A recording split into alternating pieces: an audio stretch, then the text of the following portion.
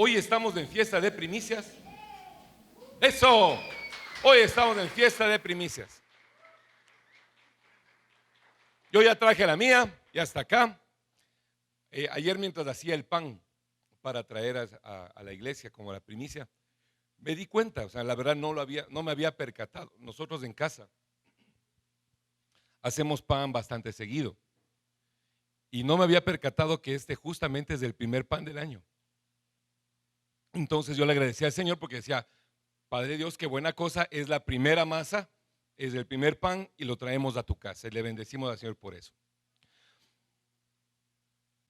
Hoy estamos en fiesta de primicias y hacia el final vamos a orar por cada uno, por usted al traer su primicia. Así que esa aguántela hasta el final. Pero quiero que recordemos algo importante. Lo que pasa es que a veces nosotros imaginamos o pensamos, bueno, quizás no nosotros, quizás gente en otra iglesia, piense que el Señor exige y solo pide. Porque a veces uno cree que Dios es un Dios exigente, un Dios malévolo, bravo, que te portas mal, te manda un rayo.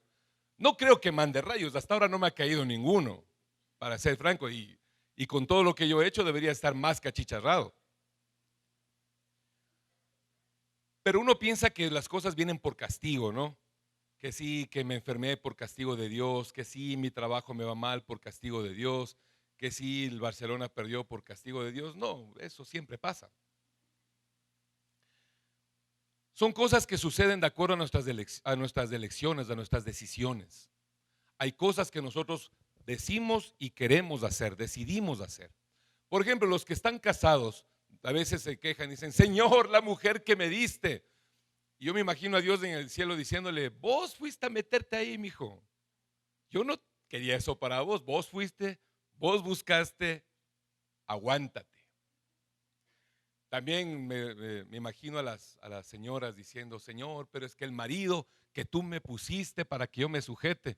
Y el Señor en el cielo diciendo, no, vos solita fuiste a buscar. Solita fuiste. A ver, ¿oraste antes de enamorarte? No. ¿Me buscaste para preguntarme, Señor, ¿será que te gusta este para mi marido? No, no hiciste. Así que tu problema, ¿cierto? Más o menos.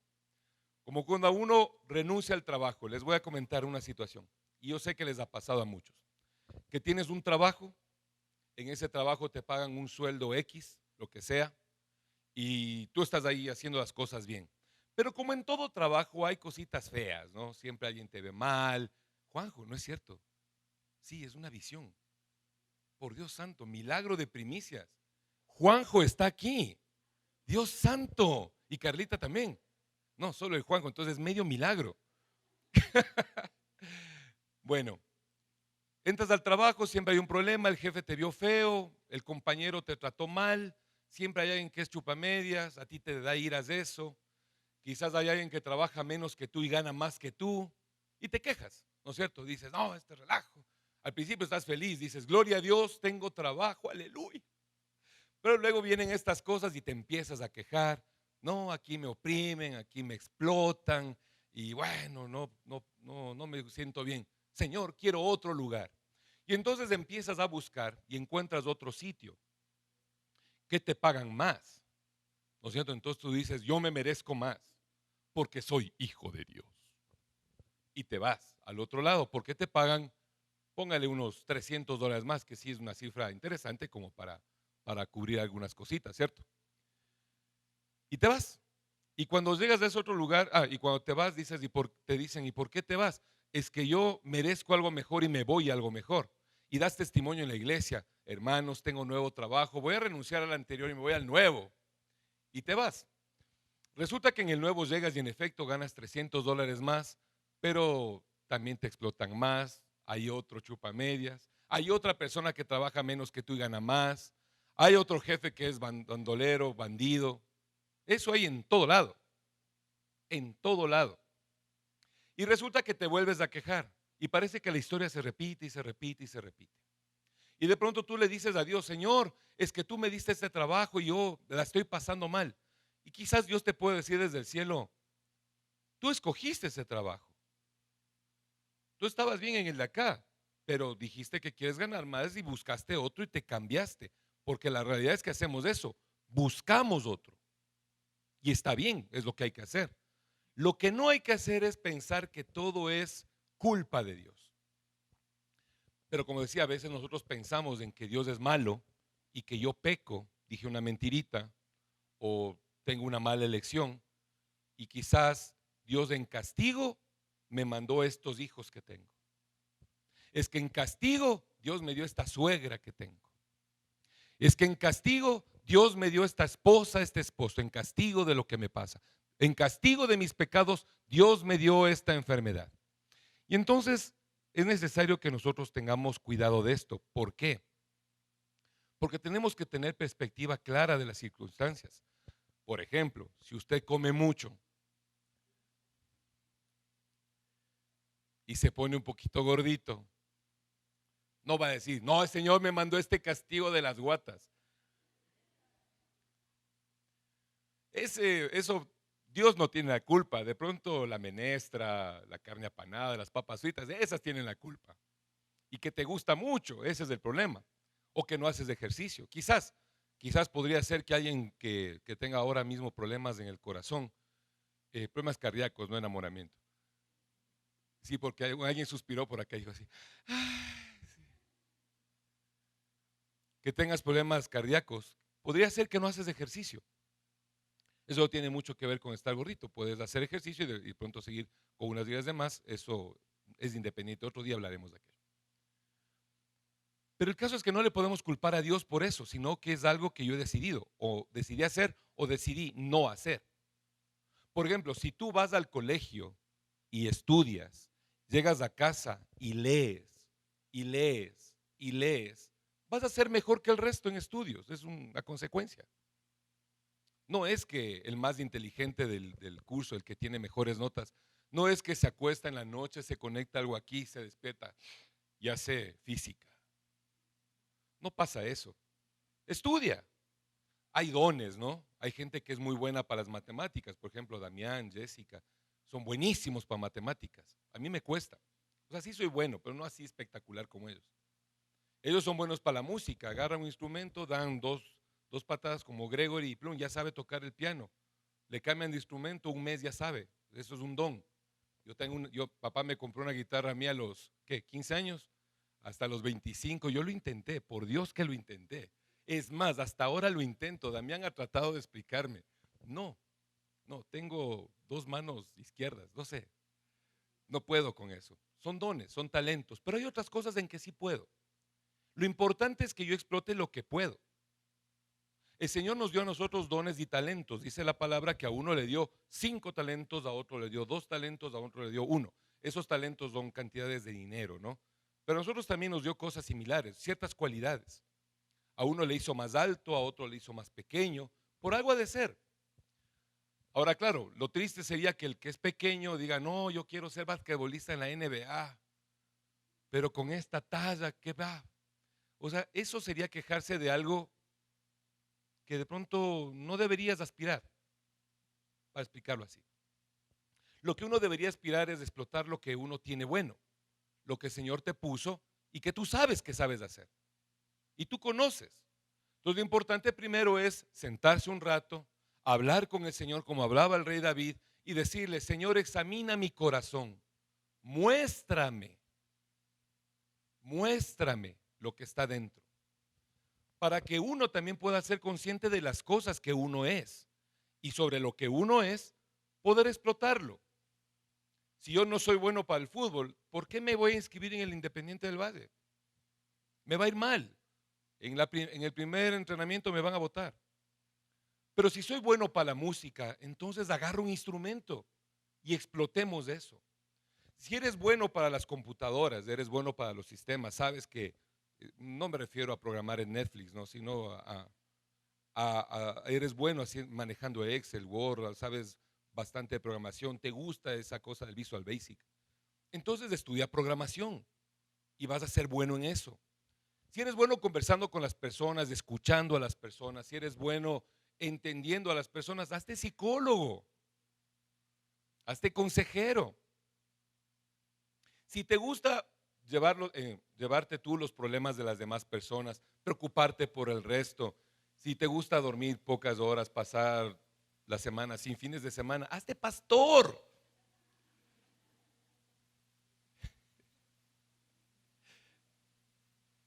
Y te va a ir bien. Y te va a ir bien. Porque tienes que explotar tus talentos, lo tuyo, eso es importante. Ahora, esa es la parte del mensaje de la introducción. Pero lo que quiero decirles es esto. No podemos culparle a Dios por lo que vivimos. Quizás alguien podría decir, no, pero pastor, yo no hice nada para tener esos papás que tengo. Ellos fueron los que se juntaron un 14 de febrero y en noviembre nací yo. No es mi culpa. Yo no le hice a papá grosero.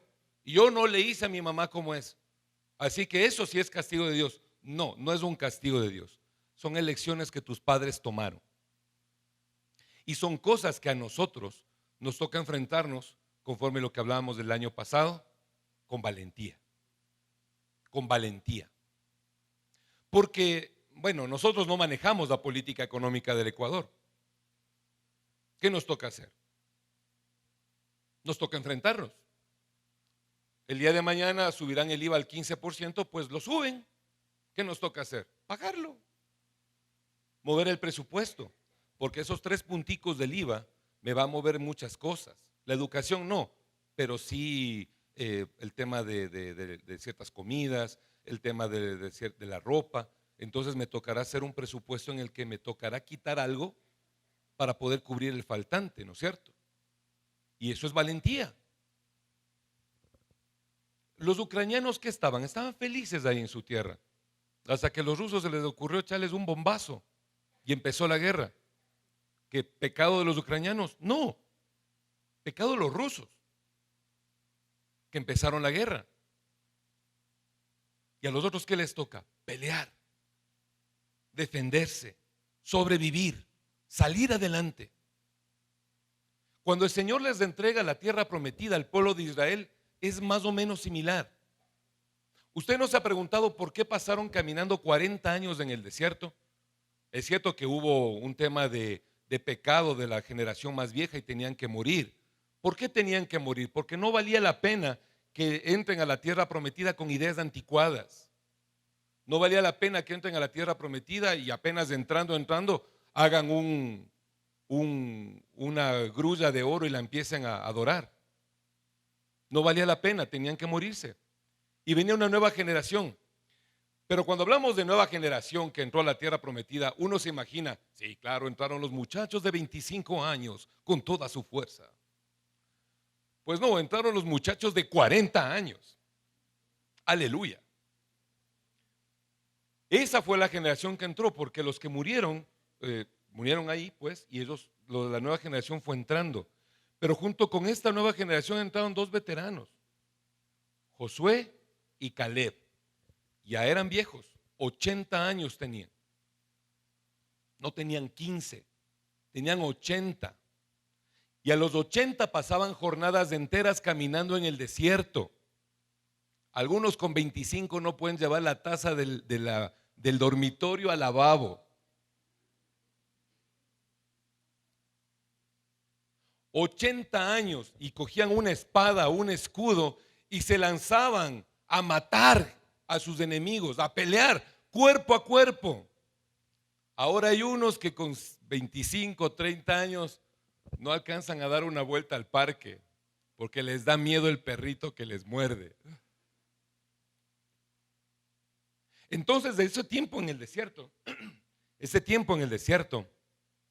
permitió que los jóvenes cojan fuerza, caminando jornadas largas, fuerza en las piernas. Ese tiempo en el desierto pasaron por muchos tipos de desiertos, por cierto. Desiertos. Por ejemplo, estuvieron en el desierto de Sin, así, Sin, como pecado en inglés. Sin. Y el desierto de Sin, ¿usted cómo se lo imagina? Arena, dunas, rocas secas, iguanas, culebras, ¿no es cierto? No. El desierto de Sin era un bosque hermoso, tenía todo, tenía arroyos. ¿Sabe por qué la Biblia llama desiertos a ciertos desiertos?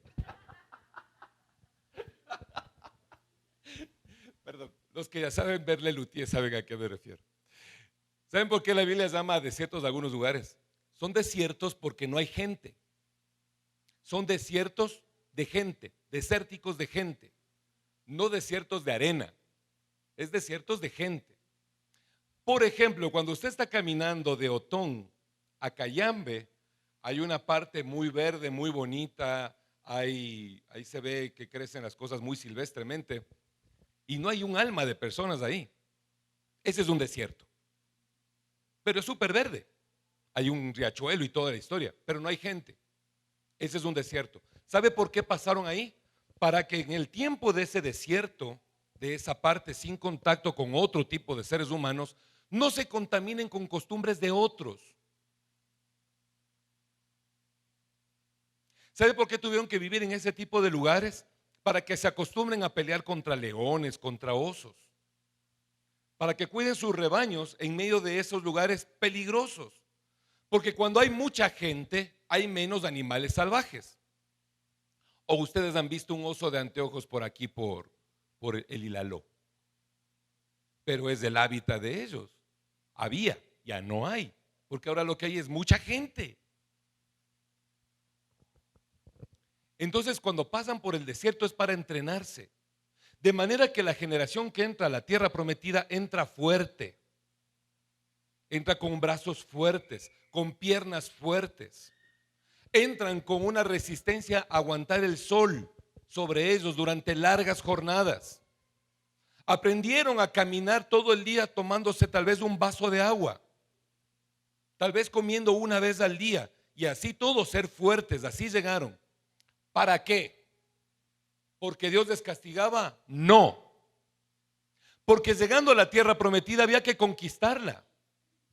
Cuando Dios le da la tierra prometida a Israel, no le dice: mi hijo, toma las llaves, aquí están las escrituras, entra nomás, ya está pagado. No. El Señor les dice: mira, toda esta tierra es tuya. Pero ahí están viviendo los amorreos, jerjeseos, heveos, heteos y todos los deos que están ahí. Así que, mi hijo, te toca sacarlos de afuera. Esta es tu tierra, sácalos de afuera. Y entonces tienen que entrar y pelear. ¿Sí me copia? Así que si alguna vez estás pasando por algo fuerte y piensas: ¿por qué Dios me castiga con esto? ¿Por qué el Señor me está haciendo pasar esto? ¿Por qué Él es tan mala gente? No, no es mala gente. Te está fortaleciendo para que puedas pelear lo que viene más adelante. Hay un meme que dice: Dios da sus mejores batallas a sus mejores guerreros, pero piensa que yo soy Rambo. Pues sí, si tú alguna vez estás enfermado de algo que te duele y te hace pasar mal, tienes que saber que en eso va a haber una gloria muy grande. Cuando el Señor Jesús está caminando con sus apóstoles, ¿no es cierto?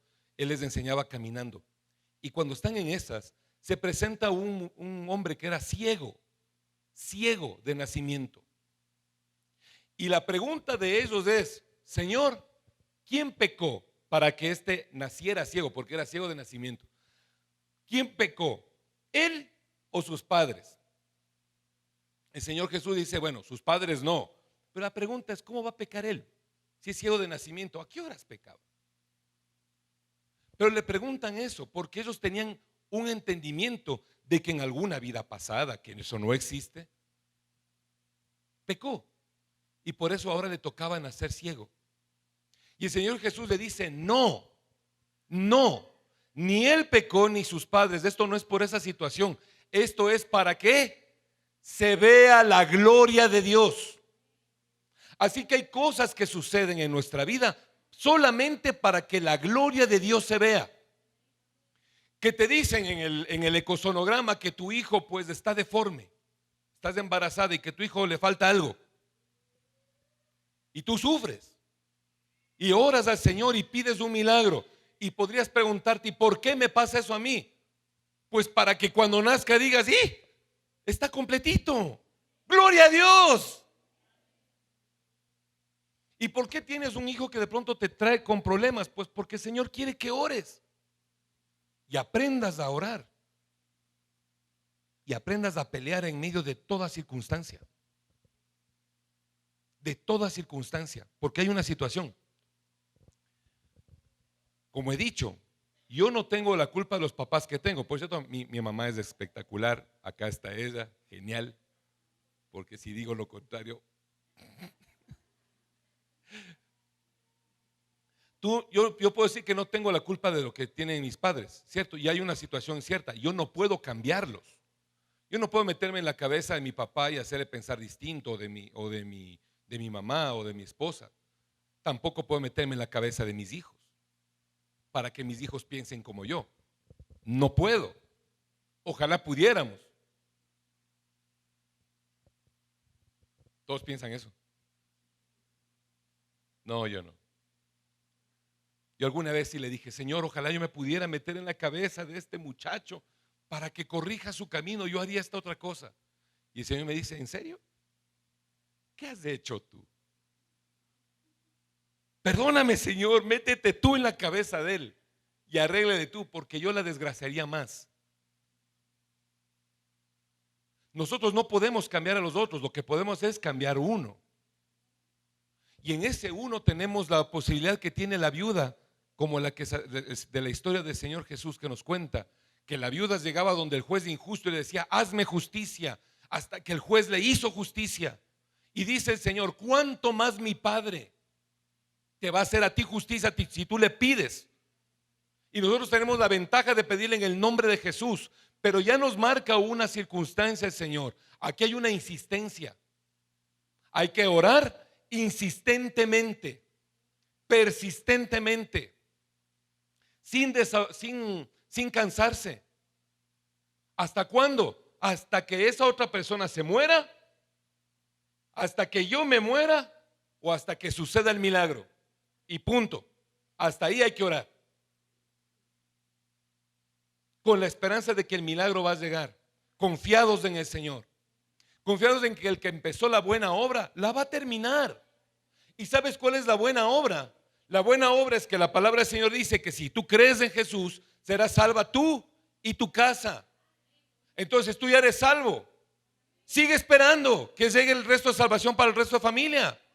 Va a pasar. ¿Cuándo? Ni idea. Pero va a pasar. Va a llegar. Y cuando llegue, yo quiero que tú seas más abierto en tu pensamiento.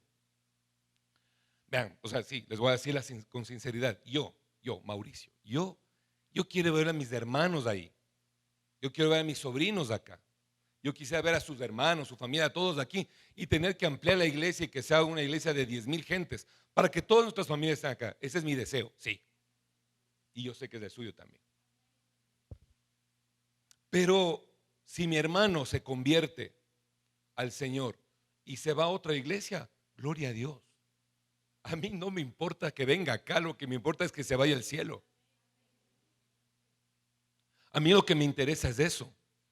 No le voy a decir a mi hermano, qué chimbo era un año, que vayas a esa iglesia de allá en vez de venir acá a la santa iglesia del Señor. No, no podemos ser arrogantes. Si el Señor trae la salvación, Él verá cómo la trae. Él verá cómo la trae. Él ha querido que nosotros estemos aquí, gloria a Él. Y en algún momento nos moverá. Claro, nos cambiará de ciudad, nos cambiará de pastor. Yo qué sé, todo puede pasar. Todo puede pasar. El Señor hace cosas como Él quiere hacerlas, para nuestro beneficio. Y en ese proceso lo que tenemos que hacer es tener fuerza, resistencia y saber esto, que Dios no te pide nada si no lo hizo primero. Cuando el Señor Jesús viene y cuando le preguntan, ¿tú quién eres? No le dijeron así bonito, le han de haber dicho, ¿y vos quién te crees? Y el Señor dice, cuando Él dice, se expresa que Él es hijo de Dios, Él dice, las cosas que yo he visto hacer a mi Padre, esas son las que hago. Nada que el Padre no haya hecho, yo no he hecho, dice el Señor Jesús. ¿Se acuerdan? Qué bueno que se acuerden. Porque esto es así. El Señor te pide algo porque Él ya lo hizo. Él ya lo hizo. Si el Señor te pide a ti que tú le entregues su corazón, es porque Él ya lo hizo. Él dice en su palabra que Él nos amó con amor eterno y por lo tanto nos ha prolongado su misericordia. No que tú le amaste al Señor, no que tú fuiste el súper santo y dijiste, yo me enamoro del Señor porque soy bueno. No. La palabra del Señor dice que nosotros le amamos a Él porque Él nos amó primero. El amor que el Señor nos tiene es el que Él nos ha movido el corazón para de alguna u otra forma llegar a estar con Él. Para que de alguna manera, en algún momento de nuestra vida, nosotros nos encaucemos junto al camino del Señor. Si tú le amas, ¿cómo te vas a dar cuenta que tú le amas? Porque le estás buscando. Ahora, si tú no le buscas al Señor, si no extrañas nunca un tiempo de oración, si no lees la Biblia ni por accidente, si no te sabes ni siquiera el primer versículo de Salmo 23, estás en un problema, porque quizás no le ames al Señor. Entonces ahí viene la primera oración. Pídele, Señor, quiero amarte. Y usted pensará que esto es una petición extraña, ¿no?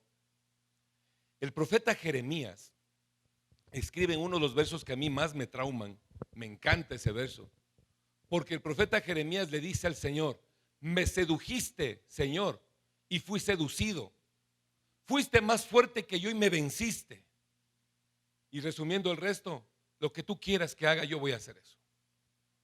Y él está en una circunstancia difícil, porque si no, tú no le quieres, dile, Señor, quiero amarte. Quiero amarte para que mi vida pueda tener un rumbo bueno. Señor, quiero amarte para poder encontrarle sentido a lo que yo soy. Señor, quiero amarte para encontrarle sentido a lo que tú has puesto en mi vida. Porque mira, el Señor ha puesto en ti cosas maravillosas. ¿Quieres saber qué cosas maravillosas? Regrese a ver.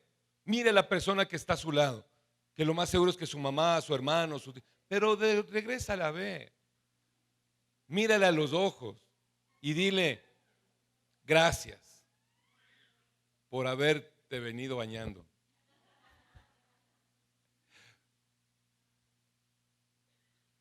No es el mejor hijo del mundo, no lo es. Está muy lejos de ser el mejor hijo del mundo el que tienes al lado. Lejos. Pero lo bueno es que tú también estás muy lejos de ser el mejor padre del mundo. Estás muy lejos de ser la mamá mejor del mundo. Y mamita sí. Estamos muy lejos de eso. Porque aquí no se trata de perfección tuya. Se trata de la unción que el Señor ponga en ti y que se te vea. El apóstol Pablo escribe, dice que cuando él es débil, entonces es fuerte. ¿Saben por qué? Porque cuando somos débiles en nosotros, el que se fortalece es el Señor. Porque si yo quiero ponerme bravo, que me respeten, de pronto daño la relación.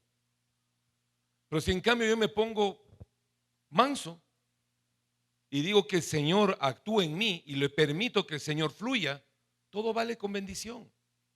Ahora, claro, tú vas a meter la pata 1,000,000 de veces en esta vida, claro que sí. Pero qué lindo que es tener al Señor de nuestro lado para que esas metidas de pata al final salgan en bendición. Porque las metidas de pata, los errores que cometiste, los malos cálculos, estamos sentados aquí en esta iglesia. ¿Cuántos de nosotros fuimos un error de cálculo? A ver cuándo me toca, dijo la mamá, no, hoy sí hay cómo, toma, no había cómo. Ahí está, se llama Jorge.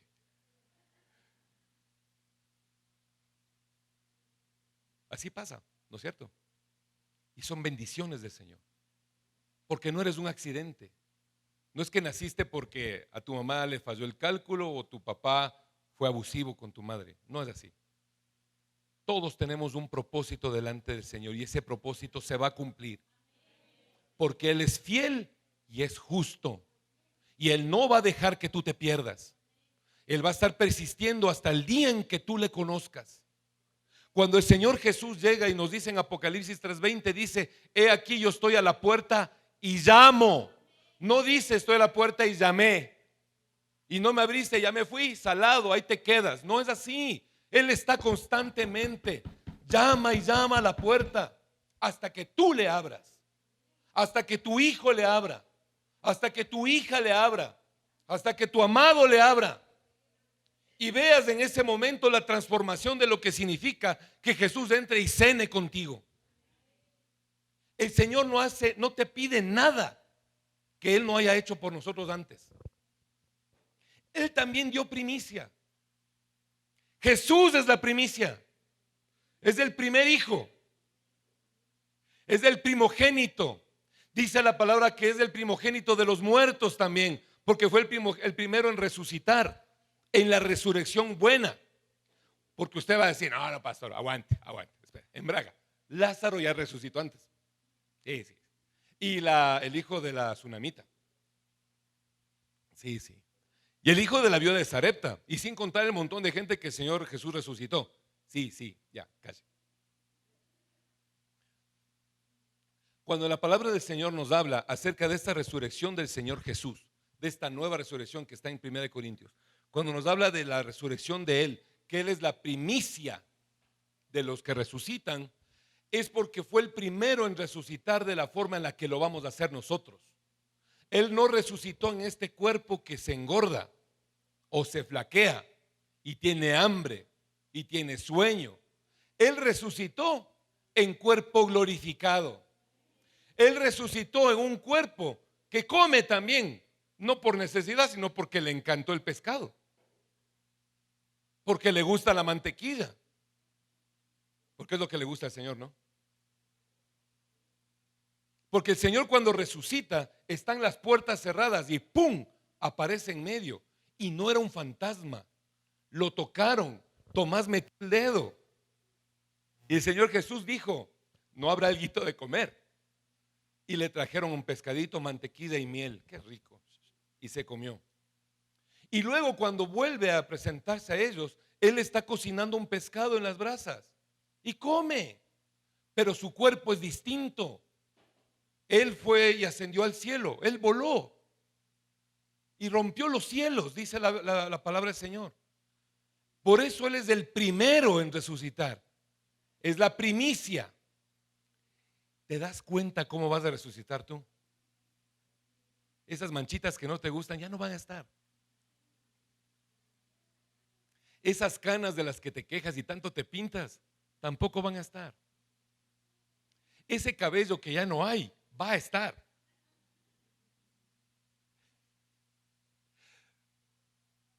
Pero estoy seguro que vas a tener alguna cicatriz.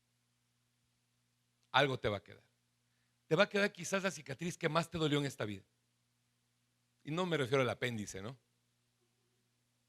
Alguna cicatriz, no sé cómo, no me pregunten, no sé cómo.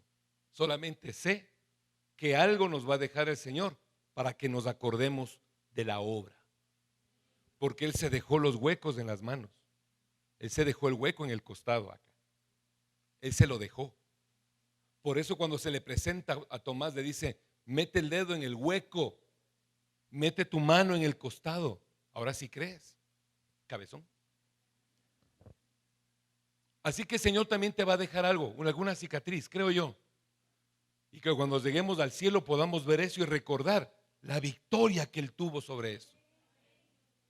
Recordar eso grande que hizo por mí. Recordar eso fantástico que hizo en mi familia. Y que estando allá arriba le diga, Señor, santo y bueno eres tú. Porque de veras terminaste la obra. La palabra del Señor dice en Jeremías capítulo 2, versículo de 2 al 3. Nos dice el Señor hablando del pueblo de Israel. Dice que Él escogió a Israel como primicia de los nuevos frutos. Entre todas las naciones, entre todos los pueblos, entre todos al Señor le gustó escoger a Abraham. ¿Por qué? Porque le dio la gana. Perdón, es por eso. No piense que Abraham hizo algo bueno. Le voy a contar. Abraham de bueno no tenía nada. Abraham era hijo de un hombre que hacía ídolos, vendía ídolos. Ese era Abraham. Pero Abraham lo que tenía, que era espectacular, era que cuando el Señor le dijo, sal de ahí, ándate para allá, Abraham dijo, de una. Y se fue, obedeció. Y el Señor le dijo que iba a ser una nación grande. ¿Y cuántos hijos tuvo? Un chance de hijos nomás, no muchos. Porque después que murió Sara tuvo otra esposa y tuvo más hijitos. Pero el Señor lo que le escogió a Abraham es por la fe, le gustó. Luego de eso Dios escoge entre los dos hijos de Abraham, le escoge a Isaac. No le escoge a Ismael, escoge a Isaac. Y con él continúa la promesa. Y luego de esto, de los hijos de Isaac, le escoge a Jacob, al más bandido, al más bandolero. Por cierto, tampoco era el más fuerte. Más fuerte era Esaú. Y el Señor lo escoge y ahí continúa la promesa. Sí me va copiando. Lo escoge. Y dice aquí en Jeremías 2:3 que escogió a Israel, o sea, a Jacob, como primicias de los nuevos frutos. Primicia, un pueblo para él, un pueblo que le adore a Jehová, un pueblo que adora a Yahvé, un pueblo que adora al Rey de Reyes y Señor de Señores. Uno entre todos, porque todos los seres humanos se perdían y el Señor provee una solución para todos los pueblos perdidos. Dice, no, me voy a coger este y con este voy a hacer el pueblo de Dios. Y ellos son la primicia. Y el Señor nos entrega eso también a nosotros. A ti que eres ecuatoriano, a ti que eres venezolano, más venezolano que la arepa, casi colombiano. A ti que sea de donde seas, el Señor te escoge en esa primicia. Porque tú puedes decir, bueno, pero si Israel es la primicia, yo soy ecuatoriano. ¿Qué pasa conmigo? Pues bueno, el Señor nos ha dicho en Romanos capítulo 11, desde el versículo 3 en adelante, Él nos habla que nosotros somos del olivo injertado, que éramos un arbolito cualquiera que estaba por allá, pero que el Señor nos arranca y nos injerta en el olivo verdadero. ¿Y ahora qué crees que eres? Ahora eres parte de las primicias. Ya no eres la reserva. Ya no eres el último fruto, no fueres la última masa. No fuiste lo que quedó después de la cosecha, las espigas para que recojan. El Señor te hace la primicia, porque nos pone en el olivo, en Israel. Y por eso nosotros podemos decir que somos Israel también, porque fuimos injertados en el Señor. Y entonces, en ese momento, el Señor provee la más grande de las primicias, la más fantástica, el Señor Jesús. Yo alguna vez les conté en la predicación de Navidad, les hablaba de la ofrenda, ¿no? De la ofrenda de paz, ¿se acuerdan? Cuando uno llegaba, se portaba mal con Ana María y hacía un pastelito y decía, Ana María, te traje este pastel, perdóname, no quise patear a tu perro. Y uno pide perdón ofreciendo algo, ¿no es cierto? Pero ¿cuántas veces el ofendido es el que trae ofrenda? Eso pasa en Navidad, o pasó en esa Navidad. Dios trae una ofrenda, trae un regalo y te dice a ti, hagámonos de buenas. Estamos enojados, hagámonos de buenas. Y si uno fuera inteligente y dijera, Señor, pero yo fui el que te ofendió. Y el Señor va a decirle, sí, lo sé, traje esta ofrenda para que tengamos paz. Eso fue lo que pasó cuando el Señor nació. Pero la ofrenda de primicia se ponía en el altar, se entregaba al sacerdote, ¿se acuerdan? Eso predicamos hace 15 días. Y entonces viene Jesús. Y Jesús, entre todas las cosas que hace, dice, ahora hay que ir a Jerusalén. La palabra del Señor dice en el Evangelio de Juan, dice algo espectacular. Dice que el Señor puso cara de que iba a Jerusalén. Porque estaban por Samaria, ¿no es cierto? Estaban ahí y dice que se demudó el rostro y puso rostro como de que va a Jerusalén. Y les dijo, vamos. Yo no entiendo todavía cómo es esto. ¿Cómo es poner cara de que me voy a Jerusalén? Pero voy a explicarles una situación. Él cuando fue a Jerusalén, él no fue allá a ser adorado. Si bien es cierto, le recibieron en Domingo de Ramos con toda aquella historia, pero él no fue a ser adorado. Él a Jerusalén subió para ser crucificado. Y les dijo a sus apóstoles: ahora voy para ser entregado en las manos de los hombres. Y subió y fue entregado la primicia al sacerdote, porque los llevaron donde el sumo sacerdote Caifás. Y el Señor ahí no dijo nada, como el cordero que se calla cuando va a ser sacrificado. Y estuvo ahí y el sacerdote lo interrogó y todo. Y por cierto, el sacerdote sí puso las manos sobre el Señor. No la puso bonito, no oró y le dijo así, le bofeteó, pero puso su mano. Y ahí se transfirió el pecado nuestro, porque hizo el rito completo el Señor Jesús. Él fue la primicia que el Padre entregó para que nosotros seamos también parte de las primicias y seamos un pueblo santo. Vos que eres ecuatoriano, que eres más ecuatoriano que la humita. Vos, y te digo así para que suene más ecuatoriano, vos y yo, que no somos nada, que no nos parecemos ni siquiera lo que es un judío, que comemos lo que nos da la gana y que nuestras costumbres a veces son hasta ridículas. Vos y yo, a los venezolanos tú y yo, vos y yo, por esa primicia del Señor nos trae a ser parte del pueblo santo, a que ahora tú y yo podamos ser parte de una generación que va a cambiar todo, para que en un momento dado tú te encuentres caminando en el cielo con el Señor y encontrarte con David, con Sansón, con Abraham, y tú te preguntes: ¿qué hago acá? ¿Qué hago acá? Al lado de estos grandes héroes. Yo que lo único que hice es orar por los alimentos de la mañana. Que mi máxima proeza es decirle: Señor, aquí traje mi diezmo. Pero es que el Señor es bueno y Él se ha provisto para que seas primicia de sus nuevos frutos, los nuevos, no los viejos, no aquellos que son anticuados y tienen que hacer cosas por la ley para llegar a la salvación, sino de los nuevos, que eres salvo por la pura fe, que eres salvo por la pura gracia del Señor, que eres salvo porque a Él le dio ganas de hacerte salvo. A ti que no tienes que hacer ningún tipo de rito para poder presentarte delante de Él y pedirle por la restauración de tu matrimonio o de tus hijos. Porque no tienes que ya llevarle al templo a tu esposa a decirle: tengo dudas de ella. A ti que lo único que tienes que hacer es ponerte de rodillas. A ti que si quieres hablar y acercarte al Señor, ya no tienes que traer una vaca y matarla. Lo único que tienes que hacer es cerrar los ojos, aunque estés en el bus, y decirle: Padre, ayúdame. Padre, ayúdame. Y el Señor que está en el cielo oye tu oración, extiende su mano sobre ti y te dice: hijo, hija, lo que necesites pídemelo.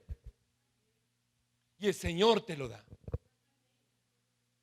En Santiago, vamos a irnos a Santiago, Martica. Santiago 1 del 16 al 18. Santiago 1 del 16 al 18. Se me cayó Santiago.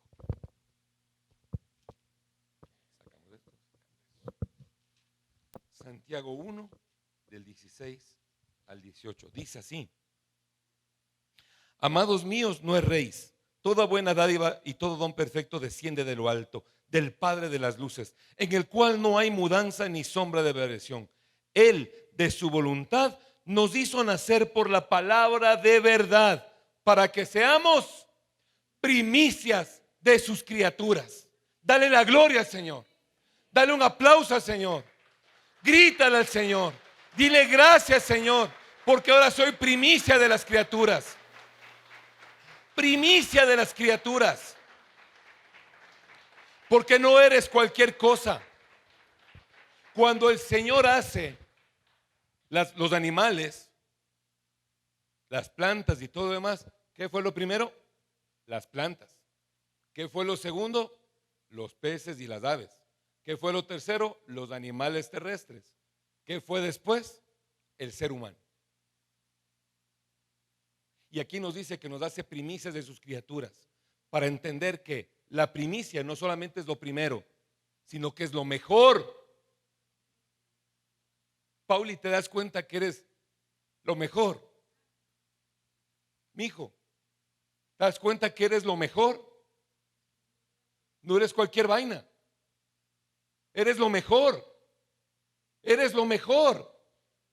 Eres la mejor. Mamita, es lo mejor. No eres de lo último. No eres lo peorcito. No eres del desecho. No eres lo que quedó. No eres un error. No eres una falla. No eres un fracaso. Eres la primicia, lo primero y lo mejor. Pero no es por tu mérito, es porque Él nos hizo por la palabra de su verdad. Esta palabra que hoy ha sido predicada y que espero en el nombre de Jesús haya sido recibida.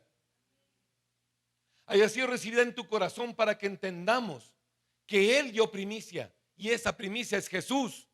Y que por esa primicia, tú que eres del resto, también eres parte de aquello, de lo bueno y lo mejor para el Señor. Denle un aplauso fuerte, dígale: santo eres tú. Aleluya, póngase sobre sus pies.